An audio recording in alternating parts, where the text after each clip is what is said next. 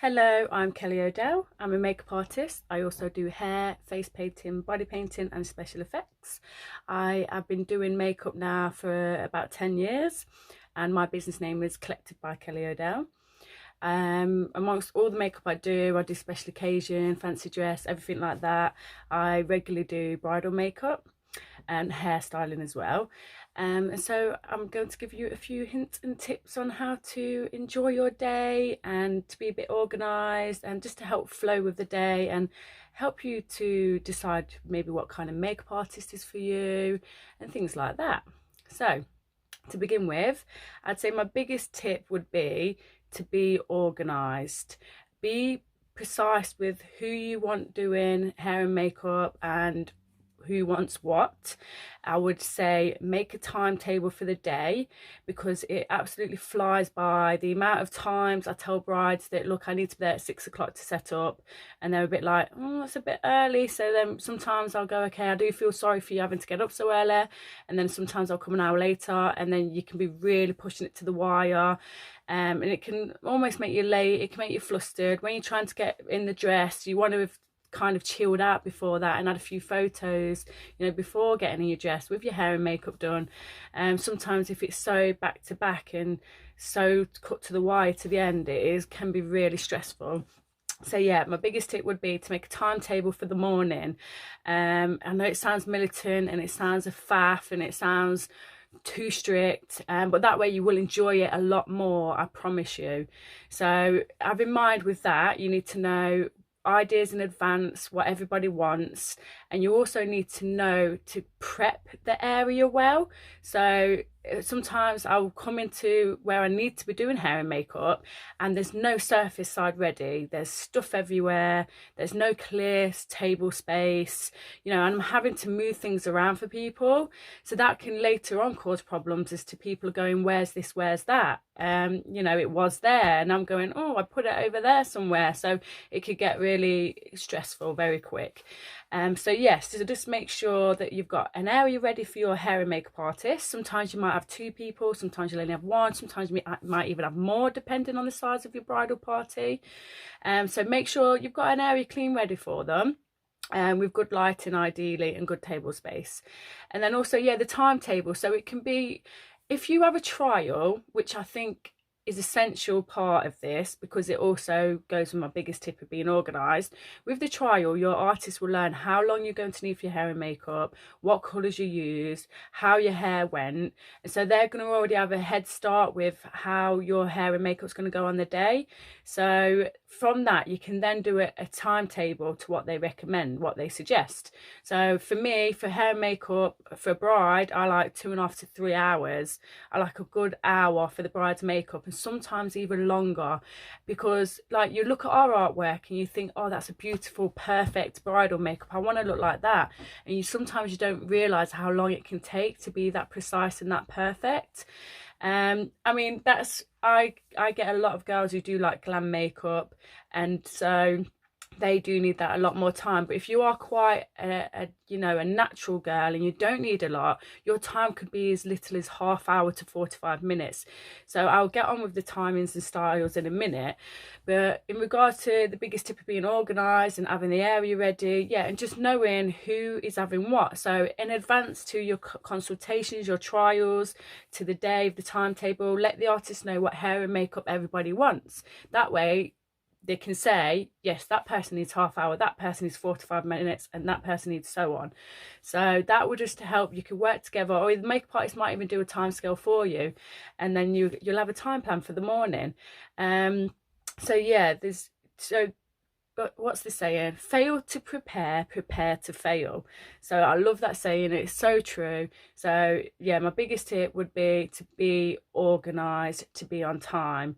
I know me personally, I'd like to be ready on time with a glass of champagne, have a few photos, have some selfies, you know, before I'd have to rush and get in the car. Whereas if you run late, you can end up getting your dress done up, when the registrar's coming to talk to you and you have to go to the ceremony, or if you know, if some venues you're already there, or sometimes you need to get in the car and the cars come early as well, so a lot of brides panic thinking I'm running late, but they actually don't realize they just come earlier because obviously they might hit up issues on the road and they're being prepared. So yeah, suddenly soon you'll see the car, you'll panic, you'll think I'm not ready, I'm not in my dress. So it's best to, even though it means getting up sometimes ridiculously early, it means getting a lot done early so you can leave that time, because sometimes as well, if you leave a bit of time over, it gives you time to get dressed, it gives you time for the photos, but it also gives you time if anything goes wrong. And you know, touch wood, fingers crossed, nothing goes wrong, but anything could go wrong. You might end up having a crying breakdown that the makeup has to be redone. Something emotional could be given to you, a gift, a card, anything like that could suddenly slow the time scale down. So you kind of need to leave time for stuff that can go wrong. So yeah, that I'd always say get ready a lot earlier than what you think you need to, because then you're allowing the time for the, you know, the mistakes in a sense. So yeah, back onto the hair and makeup trial mention, I would say it is important. Some people can't afford it, and I am a makeup artist who actually doesn't mind not doing hair and makeup trials. I'm confident enough to come on the day sometimes and just do it, especially if you allow me that extra time, you know, times to tweak it to get it perfect. But with the hair and makeup trial, you get a 3-hour slot with me. So a lot of makeup artists I think are similar. That's for hair and makeup, or for makeup you get an hour and a half. And on that, it just gives you time to, if you come with an idea in your head, you think you want to look like a certain hairstyle and a certain makeup, we will aim to do that. And then if at the end of that you feel something's not quite right, that is the time that we tweak it. We can add a bit more colour, we could take colour off, we can change the lip a few times, the hair, you can add more height, you can reduce the height. Also for the artist, it makes me aware of how your hair is. Like, some people's go up really easy, some people's need a lot more back combing or prep work. So it's just it's almost, the hair and makeup trial is for you to get to know your artist and for the artist to get to know you and how things work on you. Same with foundations and styles. You might say you want a certain particular thing, and then we do it, and then I say actually that's not going to work for you, or you know, vice versa, you say actually I don't want that anymore. So hair and makeup trial can be crucial for that. And then again, it also helps for the time scale of the day. So it is good to do a hair makeup trial. And then, like I said, you get to know your makeup artist, and some people actually trial before they book, because booking fees can be really expensive. So it's worth doing that if you want to, if it's easier, but some people prefer just to get you booked in. So every makeup artist is different. However, it's still good that you could do that and get to see if you're compatible with your makeup artist, because sometimes you might just not gel with a person. You might just decide that you didn't want hair and makeup on the day in the end, anything like that. So a trial, you know, it ticks the boxes for a few things and a few good reasons why you should have one. So in regards to styles of what I think suit people for a wedding, I'm obviously quite a colourful, creative person, so I'm all about being you. Do not necessarily go with trends, do not go with just a simple natural look, because that's the thing that most brides do. Do you, be you, and go for the style that you are. So for example, if you're a lady who always has a long wing liner and a red lip, and you feel weird without it, have a wing liner and a red lip on your wedding day. Or, you know, if you're really natural, feel like you might want to try a little bit more for the wedding day, but if you feel like it's going to be too much, just stick to what you know, stick to what you like. And then yeah, same for the glam girls. I have a lot of glamorous ladies who love a lot of makeup. I mean, I'm wearing a lot right now. So for me, for my wedding day, I'd have to have a smoky eye. I mean, I probably wouldn't have as dramatic as lip as this and as much coverage and contour, but I would need my lashes and my smoky eye, because that's just me and I'd feel weird without it. So styles for the brides have come a long way. Like 10 years ago when I did brides, it was all natural, it was all very little contour on the eye, barely lashes, if any lashes, you know, lip was a lip gloss, and coverage was just a thin airbrush. Whereas now my brides range from, you know, natural to glam to themed. So just, yeah, consider your venue, your colours, who you are, your skin tone. Also, yeah, just what your bridesmaids are wearing. So if they're wearing a nice blush pink dress, maybe they could have nice blush makeup and you have something neutral, or you could have the blush makeup and they could have something neutral, because it's nice to have a contrast sometimes as well. Just because the theme is pink doesn't mean you necessarily have to have pink. So yeah, there are things to consider when it comes to styling. Just think that if you're going to look at your photos in 10 to 15 to 20 years, are you going to look back and regret what you did? Although we live for now, so that's probably not even an important point either. Yeah, because I have girls who've had themed weddings, space ones, and really dramatic eyes, and I've got one coming up that's Halloween and things like that. Elf and fairies, so I love the mythical look. I'm all for it. So, but don't do it if you think you're going to regret it, basically. Yeah, and it's kind of like with contouring. Contour can be a little bit frowned upon. Like people say, oh, you shouldn't do it for your wedding day, but your makeup artist would probably contour you in some little way anyway, subtly, without you knowing. But if you like a lot of contour, I would say be cautious, because people think that you have to wear a lot for photography makeup now, but you don't. Cameras are so HD and they can pick up finer details now. You haven't got to go as heavy as like what you would have done back in the day. But saying that, it's nice to have a little bit more for the cameras, because yeah, you do want it to look good on camera, but it's finding that balance, because you also want it to look good in the flesh as well. So yeah, there's no like crazy contouring needed, really. So yeah, big tips from me for your hair and makeup tips would be to look after your skin. So makeup can only go on as good as your skin allows. So obviously, as a makeup artist, I've learned to cleanse, tone, moisturize and prep client skin. But if you have still had 20 years of bad skin habits and diet and smoking, my makeup skin lesson on you for 1 hour is not going to create a miracle. It is going to go on as good as my products can allow for that 1 hour treatment. So if you had a try with me, I would talk about your skincare routine. What do you use now? And I could recommend some things you could use to suit your skin, or I could recommend some facials. It's not all things I do. I'm not trying to upsell anything. It's literally just to help your skin for the day. Better skin will have a better long wear for the makeup, because some people's can crack. You can have too much oil and it can go too oily.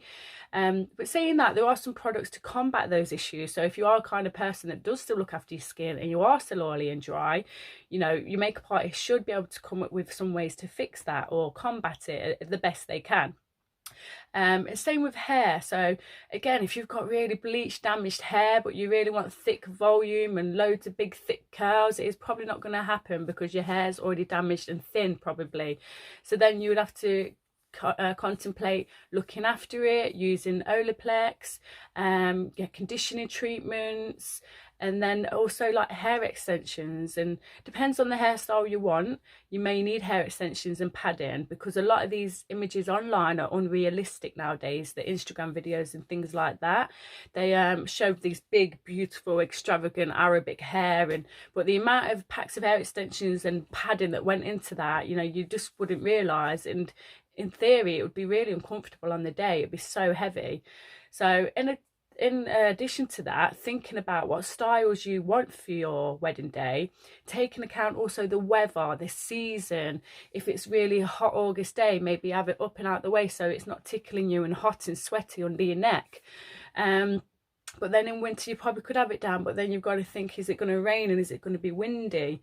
So yeah, I would say take into account of those as well. And I have a lot of questions from brides always saying, is it waterproof, is it sweat proof? And it is, as much as the products will allow. But obviously if you're going to go and stand out in the rain or cry a lot, it's not going to last as long as what we want it to, unless you don't mind going full heavy. Stage makeup, that's notorious for withheld in the lights, and that makes you really hot and sweaty. But their thick makeup and the theatre makeup can withhold it because it's so thick and caked on. So you want the balance of looking good in the flesh, looking good on photos, but having that water resistant, sweat proof as well. So I personally give a little top-up kit for my brides, and in that can be like a lip product and a bit of powder and things like that to help top up on the day, so to help keep your makeup in place for a little bit longer. So it's all about, once you've had your makeup and hair done from your makeup artist, you are the one to then look after it. You know, well, unless you pay for your makeup artist to be around all day for touch-ups, but not everyone's got that budget. So you are the one. You can't just walk away, start touching your face and crying and rubbing and smoking 10 fags in a minute and going, oh, it's coming off, because obviously it would bound to come off. So it is all about looking after it. So in regards to pricing, I compared myself against some local artists to me here in Leicestershire, and I am not the cheapest because I've been doing it 10 years, and I'm not the most expensive because I've not been doing it 20 years. So my prices are quite average, I think. At the moment I'm charging £45 for hair or £45 for makeup, and then £90 for both. And then for the bride, hair and makeup is £150 because she's the one who gets the top-up kit. She's the one who gets the option of airbrush makeup, because I do airbrush makeup if it's compatible, and the eyelashes can be individuals, whereas the other option for everyone else, they just have strip lashes and the conventional makeup. And obviously the bride gets longer spent on her, and so rightly so. But yeah, there's loads of different prices artists, so you can always find one that suits your price. There's up and coming girls that will be a lot cheaper, and then there's the people that are absolute pros at this who might offer you a gold package of some sort, and you know, they might be more expensive. But everyone's got an artist out there that will suit their budget, so don't let pricing put you off if you was looking to get an artist but on a budget. And then some people do packages as well, so the more you have, like, the price can go down. But the more bridal party you have, in theory, you're going to need more artists. So for me, if I had a big bridal party booking and they came to me for a lot to be done, I'd have to work with somebody else. Unless we started at 2, 3, 4 in the morning, I'd have to work with someone else, and then the pricing then is split between 2 artists. So you do have to consider that, and the artists have a lot to pay for because our materials are, you know, they always need replenishing. It's not a product that can last forever. We're always running out of stock and replenishing. Also the travel cost, the getting to the venue, you know, child costs, not child costs, childcare costs, and then just like the fact that I did a degree in it and student loans, so we have got a price that suits our level of skill and level of stock replenishments and things. So it's just to consider, because it's just not a cheap kind of £10 job. So I think, yeah, just last few tips on how to not be late on the day would be, make sure all of your hair is dry, because a lot of times I've had clients whose hair is soaking wet or really damp, and you can't style hair in that state. So sometimes I've had to get a hairdryer out and dry it, so that will slow your time scale down. Also, like, if your bridal party is not there, sometimes I go, right, it's, you know, Kelly's go, and then they're not there. Where are they? Oh, they're running late. Oh, they're out having a fag. Oh, they're having a chinwag with Sally upstairs. You know, you've got to make sure that your schedule is adhered to. Whilst having fun, we all want fun, like, you know, we'll all chat and get on well, but sometimes your time scale is really important. And then, yeah, just to not faff, really. Like I said, going out for fags and having a chinwag with someone, as long as someone's always in the hair and makeup artist chair, and then you start at the time that your makeup artist wants, you know, without anything going too wrong. You should not adding loads of things on as well. If he suddenly says, oh, you know, you need to put all these hair extensions and curl it now, when originally it was meant to be hair updo with no extensions, that time that could, now you've added stuff on, will not be in the schedule, and it will run over. So it's just loads of things to you know, consider really when you're doing your morning. But yeah, I hope any of you brides, you know, wish you all the best. Good luck planning, happy planning. It is fun on the day, make the most of it. I know a lot of people, if you have an early time, you think, I don't want to get out of bed early, but the day flies by, the morning will fly by, and you will regret not getting up early, and you'll appreciate the fact that you've made the most of the day, because it will fly by and you'll spend so much money, you might as well make the most of it. So yeah, good luck planning.